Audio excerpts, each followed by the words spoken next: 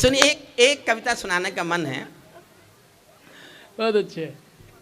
आज 25 जनवरी है, कल हम गणतंत्र दिवस का उत्सव मनाएंगे, क्योंकि जिन शहीदों के परिवारों को आपने सम्मानित किया है, अभी मुझे याद आया कि उस कविता को मैं यहाँ नहीं पढ़ूंगा तो मेरा आज का कविता पाठ पूरा नहीं हो सकता।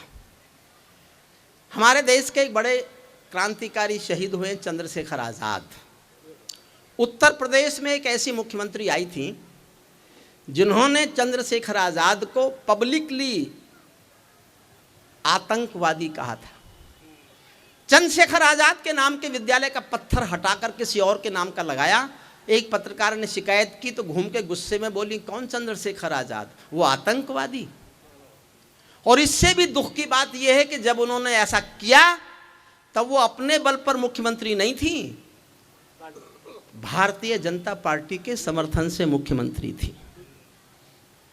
मैंने भानु प्रताप शुक्ल का लेख पढ़ा तो मैंने सोचा 2-3 दिन में भाजपा वाले माफी मंगवाएंगे, लेकिन कोई बोला ही नहीं। मैं उन दिनों अटल जी अडवाणी जी से मिल लिया करता था, मेरे दोनों बहुत प्रिय श्रोता रहे। मैं शिकायत लेके उनके पास गया कि आपके समर्थन के मुख्यमंत्री हिंदुस्तान में चंद्रशेखर आज़ाद को आतंकवादी कहेगी। दोनों ने कोई जवाब नहीं दिया, दोनों चुप बैठे रहे। तो मैंने कहा, आपकी चुप्पी आपकी मजबूरी होगी, मेरी कोई मजबूरी नहीं है। मैं एक कविता लेकर जनता के बीच बोलने जा रहा हूँ। और मैं बोलने के लिए निकल गया, क्योंकि आज आपने शहीदों के परिवारों का सम्मान किया तो आपका वो मन, आपका वो एहसास। नरेंद्र जी के पिताश्री बैठे, शायद केशव जी चले गए, नहीं है पीछे। उनको देखते ही और जैसे उन्होंने बताया, क्योंकि मैं भी जानता हूँ उनको कविता लिखने का शौक़ था नरेंद्र जी को, और उनके मृत्यु के बाद उनके कमरे में जो सीडीज़ मिली, कैसेट्स मिली, और उसमें मेरी कविताओं की सीडी भी मिली। मुझे भी वो कभी कभी सुनते होंगे, इसलिए तो मैंने एक कविता लिखी, और केवल इसलिए लिखी कि मैं देश की राजनीति से अनुरोध करता हूं, आप मत करो शहीदों का सम्मान, कम से कम उनका अपमान करने की हिम्मत मत करो, उनका अपमान मत करो। कविता सुनिए मन से। इसके बाद मैंने एक शहीदों पर कविता लिखी है जो मेरे जीवन की सबसे अच्छी कविता है। शहीद परिवारों के सम्मान में मैं उसको पढ़ूंगा, तब कब सम्मेलन समाप्त करेंगे। ये भी बंद, ड्रोन बंद कर लीजिए, इसको बंद कर लीजिए भैया, फोटोग्राफी को। इन लोगों ने कोशिश तो बहुत की कि दिन छिप जाए, अंधेरा हो जाए, पवार जी का नंबर देर से आए ताकि हमें ना सुनना पड़े ज़्यादा। 5:15 बज रहे हैं। मन तो हो गया। ताजश्री बैठ जाए प्लीज़, अगर जाना आवश्यक हो तो निकल जाए। देखिए, मैं एक बहुत ज़रूरी कविता सुना रहा हूँ। मुझे मनवीर ने कहा कि मैं आप लोगों को एक बात और बता दूं कि इस विषय पर ऐसे कुछ विषय हैं जिन पर कोई नहीं बोलता, लेकिन आपको गर्व होना चाहिए कि आपके परिवार के एक व्यक्ति ने बोला और बाकायदा पूरे देश में विरोध किया। मैं चाहता हूं उस कविता के लिए एक बार जोरदार तालियां बजा दीजिए, जो चंद्रशेखर आज़ाद पर आधारित है। स्वागत है। मैं पूज्य महाराज जी के चरणों में प्रणाम भेजता हूँ। अगर किसी कवि सम्मेलन में संत आकर बैठ जाए तो उस कवि सम्मेलन की गरिमा अपने आप बहुत बढ़ जाती है। जिन संतों को सुनने के लिए हम जाते हैं, वो संत हम जैसे साधारण कवियों को सुनने आ जाए तो इसका अर्थ ये है कि कविता के पास कुछ तो होगा, कुछ तो कविता के पास बचा होगा अभी। हालांकि हमने काफ़ी ख़त्म कर दिया है, लेकिन फिर भी कुछ तो बचा होगा। मन तो मेरा भी करता है झूमू ना चूं, थोड़ा गंभीर होना पड़ेगा। बेटे बैठो, बैठ जाओ, क्यों उठ रहे हैं आप? देखो, हम तो फ़कत वक्त के गुलदस्ते हैं। कानपुर के कवि हैं हमारे बहुत बड़े, उन्होंने लिखा, हम तो फ़कत वक्त के गुलदस्ते हैं, जो चाहे खरीदे, खेले और तोड़ भी दे, जैसे कोई नौजवान लड़की किसी बच्चे को जन्म दे और छोड़ भी दे। मन से सुन लीजिए कविता। देखिए, प्रिंसिपल साहब का बहुत, उनका मन किस तरह से रहा होगा। इतने छोटे अंचल में ऐसा कार्यक्रम कर लेना मेरे लिए तो ये एक अद्भुत सी अनुभूति है। और इसलिए बहुत खुश भी हूँ कि मैं 11 महीने बाद बाहर निकला तो एक उस कार्यक्रम में आया जो कार्यक्रम मंदिर के तरह पवित्र जैसा है, तीर्थों का सम्मान जहाँ, शहीदों का सम्मान जहाँ है। मैंने मनवीर से कहा मैं भूलूंगा, इन्होंने कहा कोई बात नहीं, अमित ने और ज़्यादा सहारा दिया कि मैं बता दूंगा जहाँ आप भूलेंगे। 11 महीने बहुत लंबा समय होता है कि मैंने कभी गाया नहीं, किसी दिन प्रोग्राम किया नहीं, लेकिन 11 महीने बाद मैं आप जैसे अच्छे लोगों के साथ हूँ, इससे अपना सौभाग्य मानता हूँ। सुनिए, मन तो मेरा भी करता है झूमूं नाचूं गाऊं मैं, आज़ादी की सौगातों पर 100 गीत सुनाऊं मैं, लेकिन शबनम वाला वातावरण कहाँ से लाऊं मैं, मेघ मल्हारों वाला अंतःकरण कहाँ से लाऊं मैं दामन में दर्द तुम्हारे अपने लेकर बैठा हूँ, आज़ादी के टूटे फूटे सपने लेकर बैठा हूँ। 2 पंक्तियां समझ कर दाद देना। मैं दामन में दर्द तुम्हारे अपने लेकर बैठा हूँ, आजादी के टूटे फूटे सपने लेकर बैठा हूँ। घाव जिन्होंने भारत माता को गहरे दे रखे हैं, उन लोगों को जैड़ सुरक्षा के पहरे दे रखे हैं, उन लोगों को जैड़ सुरक्षा के पहरे दे रखे हैं, जो भारत को बर्बादी की हद तक लाने वाले हैं, वे ही स्वर्ण जयंती का पैगाम सुनाने वाले हैं। यहाँ से कविता शुरू करता हूँ। आजादी लाने वालों का तिरस्कार तड़फाता है, आजादी लाने वालों का तिरस्कार तड़फाता है, बलिदानी पत्थर पर थूका बार बार तड़फाता है, इंकलाब की बलबेदी भी जिससे गौरव पाती है। आजादी में उस शेखर को भी गाली दी जाती है, आजादी में उस शेखर को भी गाली दी जाती है। मैं दिनकर की परंपरा का चारण हूँ, भूषण की शैली का अल्प उदाहरण हूँ, इसीलिए मैं दरबारों के गीत नहीं गा सकता हूँ, मैं पीड़ा की चीखों में संगीत नहीं ला सकता हूँ, मैं पीड़ा की चीखों में संगीत। ध्यान देना, मैं तो रोया था लिखते समय, आपको कैसा लगेगा मैं नहीं जानता। इससे बढ़कर और शर्म की बात नहीं हो सकती थी, इससे बढ़कर और शर्म की बात नहीं हो सकती थी, आजादी के परवानों पर घात नहीं हो सकती थी। कोई बलिदानी शेखर को आतंकी कह जाता है, पत्थर पर से नाम हटाकर कुर्सी पर रह जाता है, पत्थर पर। सलूट करता हूँ सवाल, वाह वाह वाह, मेरे प्रणाम पहुंचे आप तक। ग्रामीण अंचल में महानगर से अच्छे, पहली बार ये महसूस हुआ कि महानगरों में केवल धन कविता सुनता है और इन ग्रामीण अंचलों में मन कविता सुनता है। ये मेरा, मैं ये एहसास लेके जा रहा हूँ आपके पास। बहुत बहुत बहुत अनुभूति मेरी। मनवीर, तुझे छोटे भाई को बहुत बहुत साधुवाद कि मुझे जिद करके यहाँ ले आया, जिद करके ले आया। गाली की भी कोई सीमा है, कोई जुड़ना, गाली की भी कोई। ये बच्चे या तो चले जाएं, बच्चे बात नहीं करें बस। फिर भी बहुत अच्छा अनुशासन है। विद्यालयों में अनुशासन कहाँ होता है?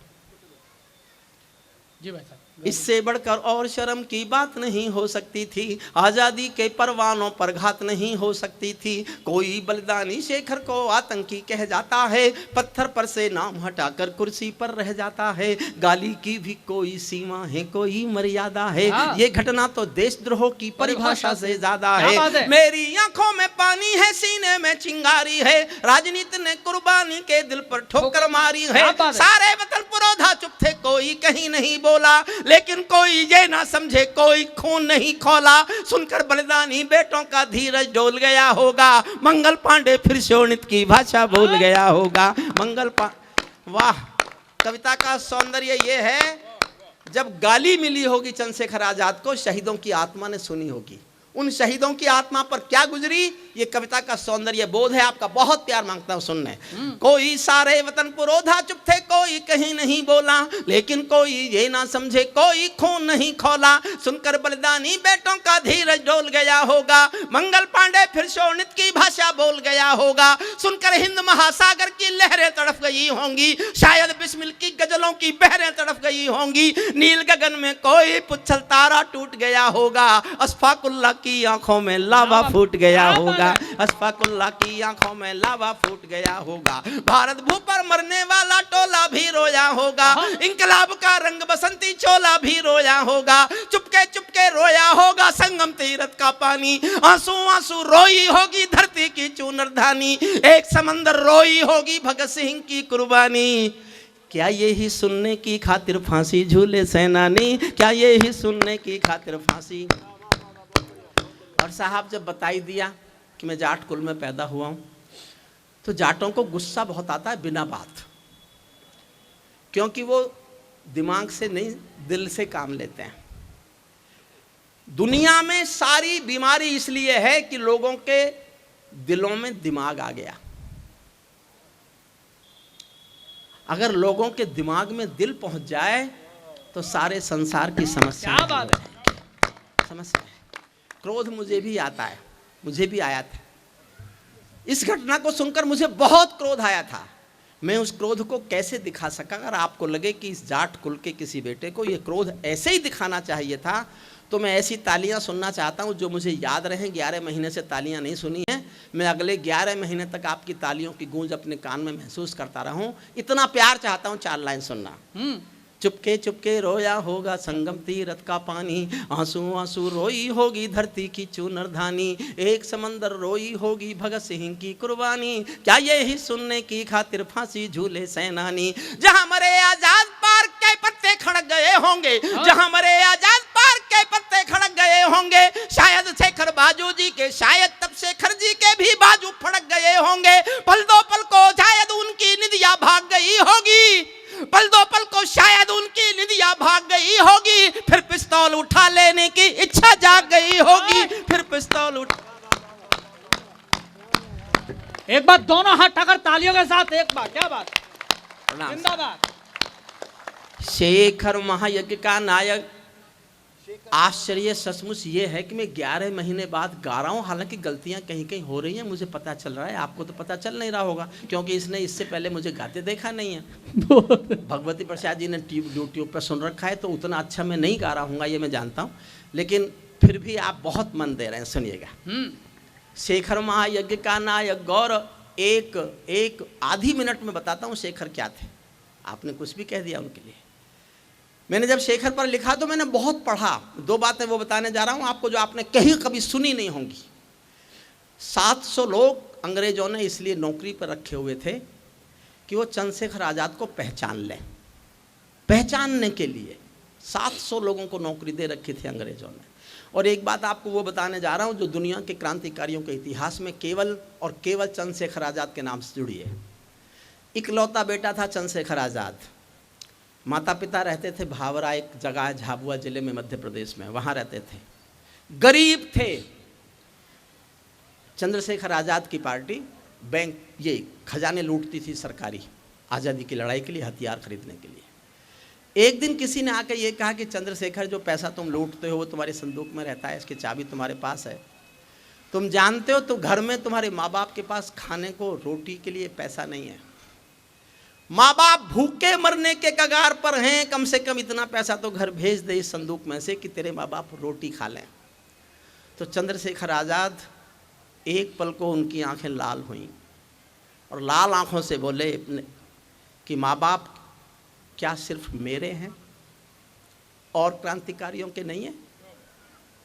इस संदूक में से तो एक पैसा दूंगा नहीं, लेकिन तुम मेरे माँ बाप को खाना नहीं खिला सको तो आके बताना, मैं किसी दिन आऊँगा रात के अंधेरे में और अपने माँ बाप के सीने में अपनी पिस्तौल की 2 गोली उतार के चलाऊँगा।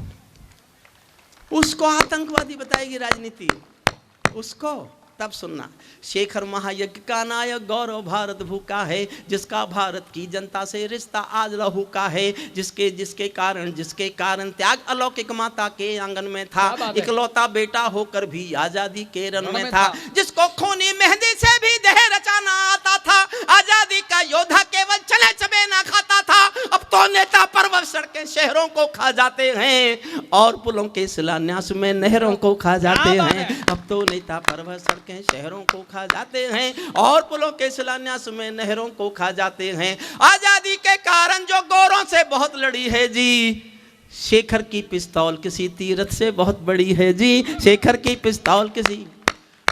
और कोई भाजपा के यहाँ हो तो बुरा भी माने तो माने। जब मैंने अटल जी को और अडवाणी जी को बुरा मनवा दिया तो आप क्या है? लेकिन मेरी ईमानदारी देखना, ईमानदारी जो भारत माता की जय के इनके समर्थन से थी, इसलिए मेरा इन पर गुस्सा ज़्यादा है क्योंकि ये राम का नाम ज़्यादा लेते हैं। जो भारत माता की जय के नारे गाने वाले हैं, जो भारत माता की जय के नारे गाने वाले हैं, राष्ट्रवाद की गरिमा गौरव ज्ञान सिखाने वाले हैं, जो छोटी छोटी बातों पर संसद में अड़ जाते हैं, श्री राम मंदिर मुद्दे पर सड़कों पर लड़ जाते हैं, 60 दिनों तक स्वर्ण जयंती रथ लेकर जो घूमे थे, आजादी की यादों के पत्थर पूजे थे, चूमे थे, इस घटना पर चुप बैठे थे, सबके मुंह पर ताले थे, तब गठबंधन क्यों नहीं तोड़ा जो तुम हिम्मत वाले थे, तब गठबंधन क्यों नहीं तोड़ा जो तुम हिम्मत। और 2 लाइन और पढ़ता हूं, दाद दो तो हिम्मत से देना, मैंने हिम्मत से लिखा है, और जब वो मुख्यमंत्री थी तभी लिखा था, तभी लिखा था, जब उनसे सब डरते थे, अब तो कौन डरे उनके सिवा, मैंने तभी लिखा था, सुनिएगा। इस घटना पर चुप बैठे थे, समर्थन चाहता हूं पूरा सदन का, इस घटना पर चुप बैठे थे, सबके मुंह पर ताले थे, तब गठबंधन क्यों नहीं तोड़ा जो तुम हिम्मत वाले थे, तुम सत्ता में शामिल थे, 2 टूक डांट भी सकते थे, तुम सत्ता में शामिल थे, 2 टूक डांट भी सकते थे, जो जीभ शहीदों पर थूके वो जीभ काट भी सकते थे, जीभ शहीदों पर थूके वो जीभ। जिंदाबाद जिंदाबाद।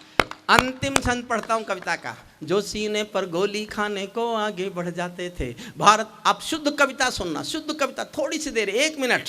जो सीने पर गोली खाने को आगे बढ़ जाते थे, भारत माता की जय कहकर फांसी पर चढ़ जाते थे, जिन बेटों ने आज़ादी के लिए जवानी दे डाली, आज़ादी के हवन कुंड के लिए कहानी दे डाली, दूर गगन के तारे उनके नाम दिखाई देते हैं, दूर गगन के तारे उनके नाम दिखाई देते हैं, उनके स्मारक भी चारों धाम दिखाई देते हैं, उनके स्मारक भी चारों धाम दिखाई देते हैं, वे देवों की लोकसभा के अंग बने बैठे होंगे।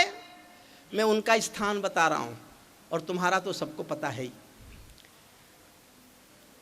कविता की सबसे अच्छी पंक्ति, वे देवों की लोकसभा के अंग बने बैठे होंगे, वे सतरंगी इंद्रधनुष के रंग बने बैठे होंगे, उन बेटों की याद भुलाने की नादानी करते हो, इंद्रधनुष के रंग चुराने की नादानी करते हो, इंद्रधनुष के रंग चुराने की नाकानी करते हो, जिनके कारण ये भारत आजाद दिखाई देता है, अमर तिरंगा उन बेटों की याद दिखाई देता है, उनका नाम जुबां पर लो तो पलकों को झपका लेना, उनकी यादों के पत्थर पर 2 आंसू टपका देना, उनकी यादों के पत्थर पर 2 आंसू टपका देना, जो धरती में मस्तक बोकर चले गए, दाग गुलामी वाला धोकर चले गए, मैं उनकी पूजा की खातिर जीवन भर गा सकता हूँ, मैं सूरज का बेटा तम के गीत नहीं गा सकता हूँ।